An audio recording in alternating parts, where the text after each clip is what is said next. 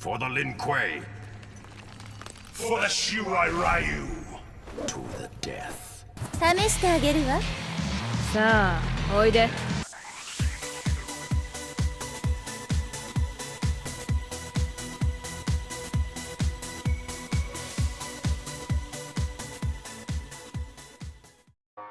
Здравствуйте, дорогие зрители! И сегодня мы будем обозревать две совершенно разные игры, у которых, однако, один жанр на двоих.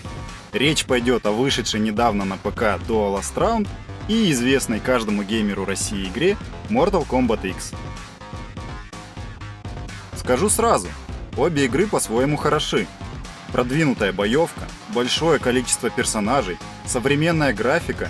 И хотя, конечно, в конкурсе популярности в России первым всегда шел Mortal Kombat, у Дуо, тем не менее, тоже немало преданных поклонников и свое дружное комьюнити. Начнем, пожалуй, с самого важного отличия между этими играми. МК относится к жанру 2D-файтингов, таких как Injustice, BlazBlue, Guilty Gear и многих других, в то время как Дуо относится к жанру 3D-файтингов, таких как Tekken, Soul Calibur и Virtua Fighter. Причем выход Дуо на ПК важен еще и тем, что это первый официальный выход высокобюджетного 3D-файтинга на ПК, что несомненно радует.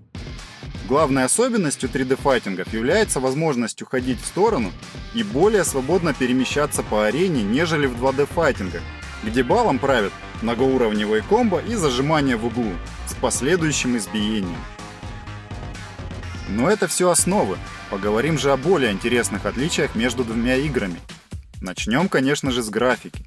Обе игры Next Gen и стараются по максимуму использовать графические возможности современных систем. К сожалению, порт Дуо на ПК потерял эффект разлетающихся частиц и чуть более реалистичные покачивания груди. Хотя грудь там, конечно, покачивается. Сиськи! И костюмчики довольно симпатичные. Сиськи! Поэтому старайтесь все-таки играть двумя руками, во избежание неловких ситуаций. В новом МК аренам добавили интерактивности, персонажам полигонов, а девушкам вернули более реалистичные пропорции, что безусловно плюс. Но все же девушкам из МК далеко до девушек из Дуо, и по внешности, и по проработке деталей. И в этом, к сожалению, есть очень большая слабость Дуо. Его зачастую не воспринимают всерьез, считая симулятором сисек. Ну, Алекс Дэйн, что ты все про баб, да про сиськи? Давай уже про мужичков брутальных расскажи. Но для любителей сексуальных мужских тел в игре припрятано немало приятностей и вкусностей. Блин, что я несу? Костюмы полисменов, строителей полуобнаженных торсов из бойцовского клуба и для любителей и любительниц пикантных... Твою мать, это проговоришь. И для любителей и любительниц пикантного костюмчик милашки Эллиотов в килте. Боже, кто писал этот текст? Да ты и писал, склерозник чертов. И тем не менее, боевая система пятой части является довольно сложной, хотя и кажется поначалу элементарной. Перехваты, броски и комбо образуют систему камень-ножницы-бумага, где броски бьют перехваты, а перехваты отлично работают против ударов. Боевая система в Mortal Kombat тоже не относится к числу простых, но все же после предыдущей части уже не так оригинальна. Да и некоторые приемы намеренно прибавляют абсурдности происходящему.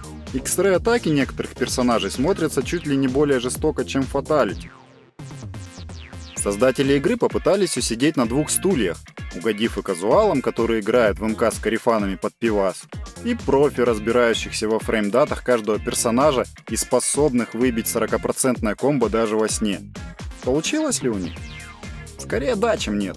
Система со стилями боя для каждого бойца является спорной, но все же скорее удачной, поскольку вносит некоторое разнообразие. И все же линейка бойцов изрядно подсократилась. Не хватает некоторых классических персонажей, которых нам, видимо, будут скармливать под видом DLC.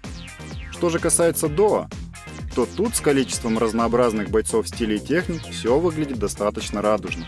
И это несмотря на двух клонов одной из главных героинь. В чем же главные минусы обоих игр? В Дуо до сих пор не прикрутили онлайн-режим. А сражаться с компьютерными болванчиками в наше время как-то не весело. Хочется чего-то большего. Но все же онлайн обещают добавить уже в ближайшее время, что значительно добавит игроков.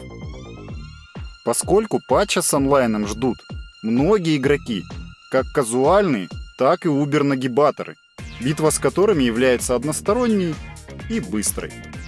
Можно также упомянуть очень дорогие DLC с костюмами, стоимостью выше, чем сама игра, которые невозможно купить по отдельности, как на консолях, и продаются они очень дорогими паками. Что касается главных минусов МК на ПК, то тут и недостаточно хорошая оптимизация, особенно на старте, и патчи весом 15 гигабайт. Был даже патч, удаливший сохранение несчастных счастливчиков, успевших его установить, а также лагающий онлайн, который попортил нервы многим. Игроки плевались, ругались, но продолжали жрать кактус. Играть в МК? Ну да. Какую из двух игр выбрать, каждый решит для себя сам.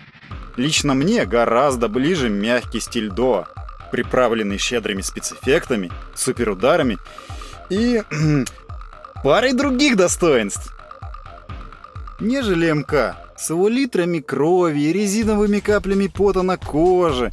И это при том, что убрали систему повреждений из предыдущей части, что, конечно же, не понравилось фанатам игры.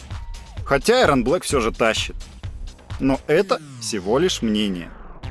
У обеих игр есть немало поклонников, и я надеюсь, что в будущем мы увидим гораздо больше файтингов на ПК.